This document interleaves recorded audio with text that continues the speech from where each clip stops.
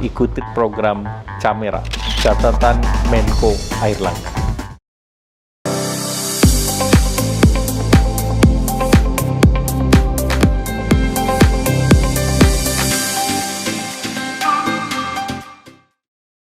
Yang mau aku highlight di sini adalah teman-teman yang suka merasa kayak mental health itu sekedar bercandaan, sekedar sesuatu yang jadi tren dan kelihatan keren gitu ya karena punya mental health. Betul. Enggak ya, ini adalah sesuatu yang berat, bisa mengurangi kualitas hidup, harus ditangani oleh orang-orang yang profesional di bidangnya. Benar. Jadi bukan hal yang main-main gitu ya. Tapi kalau tanda-tanda tadi sudah muncul, apa yang harus dilakukan oleh seseorang?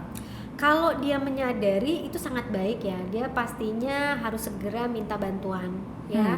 Menurutku mereka atau kita nih kalau gelisah, nggak enak, nggak nyaman, itu benar-benar harus cari bantuan gitu.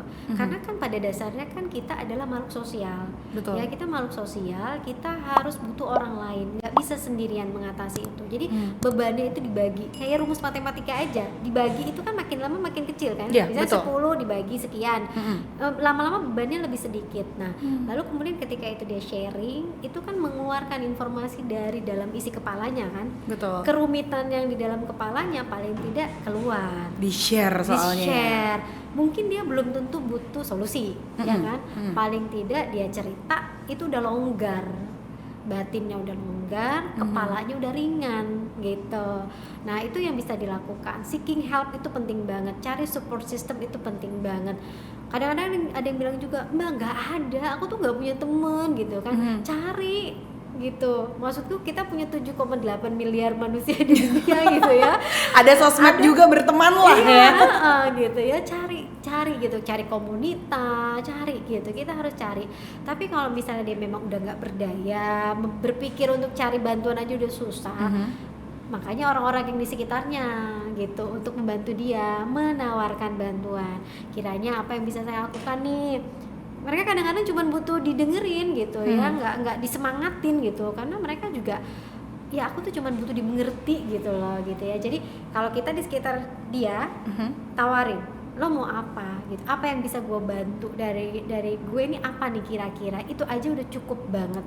Oke. Ya apalagi kalau misalnya kita bisa nawarin diri, gue temenin ya ke psikolog ya, ke konselor ya, gue temenin deh gitu, itu akan lebih membantu lagi. Oke, jadi nggak cuman hanya seseorang yang ada merasakan sesuatu, tapi juga bisa orang di sekitarnya juga notice nih sama Betul. perubahan dari seseorang yang ada di sekeliling Benar, kita, gitu betul. ya. Betul. Jadi kalau kita jadi teman nih, teman kita udah kelihatan aneh, atau mungkin kita sebagai kakak adik kita kok kayaknya ada yang aneh nih perilakunya gitu ya.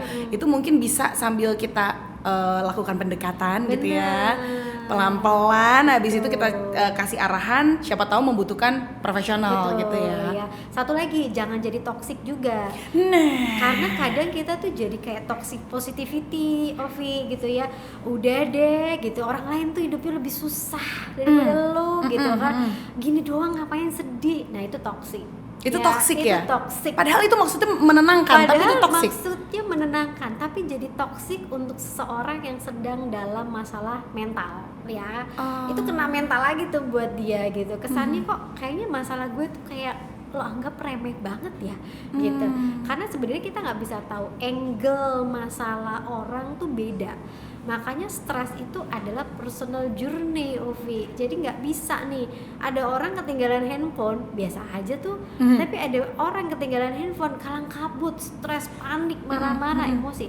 Jadi satu sumber stresor bisa berbeda persepsinya buat orang lain gitu. Jadi kita nggak bisa over judgment, menghakimi, jadi toksik karena ya tadi. Karena kita pikir masa lalu dibanding orang lain lo nggak ada apa-apanya, padahal sebetulnya bagi dia dalam. Iya, gitu. jadi kita nggak boleh judgmental terhadap masalah seseorang ya, menyepelekan karena belum tentu masalah yang kita anggap ringan di orang tersebut juga terasa ringan gitu ya. Oke, seperti itu. Nah, mungkin ini sebagai pertanyaan yang juga menjadi konklusi juga nih ya. Aku pengen tanya dong, kira-kira saran atau tips dari Mbak Ayang sendiri ya untuk teman-teman kita nih, terutama para remaja yang masih terjebak sama self diagnose, terus juga masih suka banget share konten-konten yang berhubungan dengan kesehatan mental, padahal belum jelas nih diagnosanya. Ya, betul.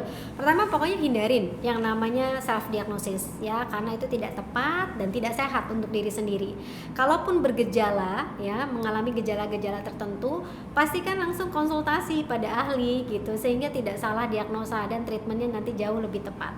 Lalu kemudian ketika memang ingin sharing knowledge ya, katakanlah ingin sharing knowledge mengenai gejala yang dia alami, tulislah sumbernya dengan jelas. Ya, misalnya dia menyebutkan bahwa kayaknya depresi gitu ya, tapi dia pengen acknowledge aja, itu sumbernya harus jelas, jangan berdasarkan pendapat pribadi, karena istilah-istilah psikologis itu kalau bukan expert yang bicara, berarti kan dia harus tahu source-nya dari mana yang valid. Ya, itu penting. Lalu yang terakhir, untuk memastikan pastikan kita butuh support, kita bilang sama orang tua kita kalau kita memang bergejala tertentu ya.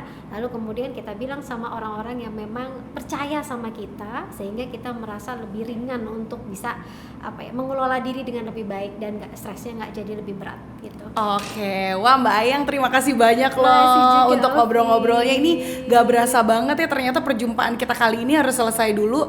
Tapi buat teman-teman yang masih kurang jelas atau mungkin masih ada yang mau ditanyain, silakan loh, boleh komen di kolom komentar. Jangan lupa videonya juga di like, jangan lupa juga di subscribe ya, karena masih akan ada episode berikutnya. Terus jangan lupa dinyalakan juga loncengnya ya, biar kalau misalnya ada video-video baru teman-teman gak ketinggalan.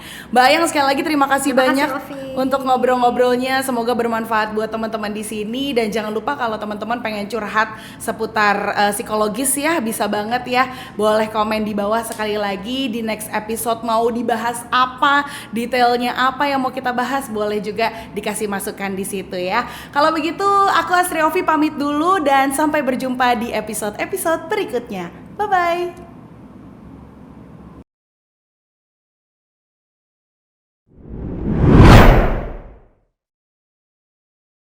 Ikuti program Camera, catatan Menko Airlangga.